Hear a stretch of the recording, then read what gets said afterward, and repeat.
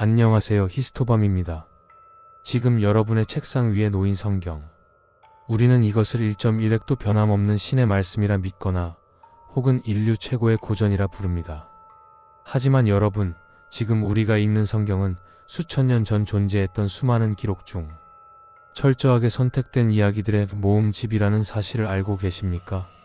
한때는 성경과 나란히 읽혔지만 어느 순간 금기가 되어 역사 속으로 사라진 문서들. 왜 어떤 기록은 거룩한 경전이 되었고 어떤 기록은 불태워져야 했을까요? 오늘은 20년 넘게 종교사와 역사를 연구해 온 전문가의 시각으로 특정 종교의 교리가 아닌 인류사의 객관적 기록으로서 삭제된 성경의 비밀을 파헤쳐 봅니다. 초기 기독교는 지금처럼 하나의 조직이 아니었습니다. 지중해 연안을 따라 수많은 공동체가 각기 다른 복음서와 서신을 읽고 있었죠. 당시에는 마태, 마가, 누가, 요한 외에도 수십 가지의 복음서가 존재했습니다. 즉, 누구나 예수의 가르침을 기록할 수 있었던 기록의 춘추전국 시대였던 셈입니다. 하지만 서기 4세기, 로마 제국이 기독교를 공인하면서 상황은 급변합니다. 거대한 제국을 통치하기 위해서는 통일된 교리가 필요했고, 이때부터 무엇이 진짜인가를 가리는 정경화 작업이 시작되죠. 여기서 탈락한 문서들은 외경 혹은 위경이라 불리며 금기시되었습니다. 이단이라는 낙인은 종교적 결함 때문이기도 했지만 때로는 통치체제의 위협이 되었기 때문이기도 합니다. 그럼 삭제 기준은 신의 뜻이었을까요? 인간의 선택이었을까요? 여기서 오해하지 말아야 할 점이 있습니다. 제가 드리는 말씀은 특정 종교를 비판하려는 개인적 견해가 아니라 역사학계와 신학계에서 오랫동안 연구해온 니케아 공의회와 카르타고 공의회 같은 역사적 결정을 말씀드리는 것입니다. 당시 지도자들은 보편성, 사도성, 그리고 기존 교리와의 일치 여부를 기준으로 삼았습니다. 결국 신의 말씀을 보존하기 위한 인간의 편집 과정이 존재했다는 것은 부정할 수 없는 역사적 팩트입니다. 1. 아담의 첫 아내 릴리트. 일반적으로 아담의 아내는 하와로 알려져 있지만 중세 유대교 문헌인 벤시라의 알파벳 등에는 아담의 첫 번째 아내 릴리트가 등장합니다.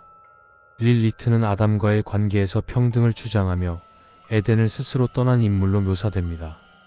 릴리트가 삭제된 이유는 가부장적 질서가 확립되던 시기의 교회와 사회에 순종하지 않는 여성상은 정경에 포함되기 너무 위험한 모델이었습니다.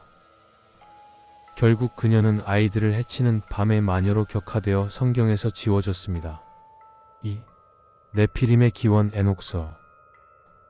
신구약 중간기에 쓰인 이 문서는 초기 기독교인들에게 매우 인기 있었습니다. 신약 성경 유다서에도 인용될 정도였죠. 타락한 천사 파수꾼들이 인간 여성과 결합해 거인 네피림을 낳았다는 상세한 설정이 담겨 있습니다. 또한 에녹이 천사를 따라 우주의 끝과 지옥을 견학하는 코스믹 호러급 묘사가 압권입니다. 에녹서가 삭제된 이유는 천사와 악마에 대한 묘사가 너무 구체적이고 주술적이라는 점, 그리고 유대교의 엄격한 유일신 사상과 충돌할 여지가 많아 정경화 과정에서 탈락했습니다. 3. 도마복음의 믿음보다 깨달음.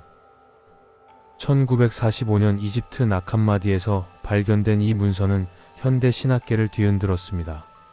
기적이나 십자가 사건, 부활의 서사가 없고 오직 114개의 예수의 어록으로만 구성되어 있습니다.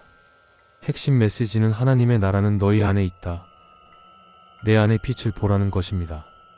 이 내용은 매우 위험했습니다. 사제의 중재가 필요 없는 신앙은 조직화된 교회 입장에서는 존립 기반을 흔드는 혁명적 사상이었습니다. 깨달음은 순종보다 통제하기 어려웠기 때문입니다. 4. 유다복음 배신자는 사실 충신이었다. 2006년 내셔널 지오그래픽을 통해 세상에 알려진 이 복음서는 유다에 대한 관점을 180도 뒤집습니다.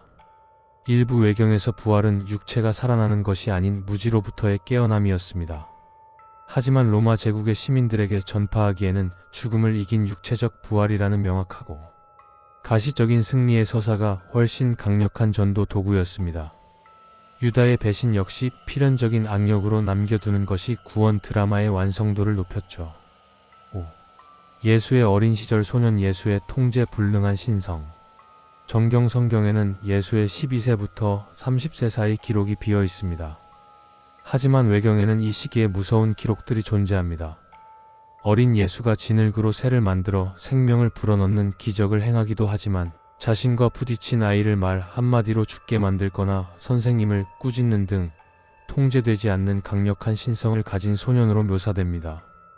이 내용이 삭제된 이유는 고난받는 종, 온유한 성인으로서의 예수 이미지와 맞지 않으며 신성이 인간적 감정에 휘둘리는 모습이 교리적으로 부적절하다고 판단되었고, 결국 예수는 태어날 때부터 완벽하고 온유한 성인으로 박제되어야 했습니다. 6. 부활과 천국 개념이 다른 문서들. 우리가 아는 육체의 부활과 사후 세계로서의 천국은 정경의 선택입니다. 필립 복음서나 마리아 복음서 같은 외경들은 부활을 육체적 사건이 아닌 영적 각성으로 해석합니다. 죽어서 가는 천국이 아니라 무지로부터 깨어나는 현재의 상태를 구원으로 보았습니다. 이 내용이 삭제된 이유는 죽음 이후의 심판과 천국 지옥이라는 명확한 보상 체계가 있어야 대중을 통제하고 신앙을 유지하기 쉬웠기 때문이라는 역사적 해석이 존재합니다. 6. 왜 이 문서들은 위험했는가? 당시 교회는 로마라는 거대 제국의 국교가 되기 직전이었습니다. 국가를 지탱할 사상적 토대가 되려면 교리는 명료해야 했고 조직은 일사불란해야 했죠. 역사학자의 관점에서 보면 이유는 명확합니다. 깨달음을 강조하는 문서는 사제나 교회의 중재를 필요로 하지 않습니다. 개인이 스스로 신을 만날 수 있다면 거대한 조직과 성전은 존재 가치를 잃게 되죠. 로마 제국과 결합한 당시 교회로서는 체제를 유지하기 위해 믿음과 순종을 강조하는 텍스트를 선택할 수밖에 없었던 정치적 배경이 있었습니다. 우리는 오늘 삭제된 기록들을 통해 성경의 또 다른 이면을 들여다봤습니다. 이것은 무엇이 맞고 틀리냐의 문제가 아닙니다. 인류가 신과 세계를 이해하기 위해 얼마나 다양한 고민을 해왔는지 보여주는 풍성한 사상의 흔적입니다. 삭제된 이야기들을 아는 것은 역설적으로 현재 우리가 가진 성경이 어떤 과정을 거쳐 우리 손에 왔는지 더 깊이 이해하게 해줍니다. 오늘 영상이 여러분의 지적 호기심을 채워드렸다면 구독과 좋아요 부탁드립니다. 여러분은 이 사라진 기록들에 대해 어떻게 생각하시나요? 혹은 더 깊이 알고 싶은 다른 이야기가 있다면 댓글로 남겨주세요. 다음 영상 제작에 적극 반영하겠습니다. 시청해주셔서 감사합니다. 지금까지 히스토밤이었습니다.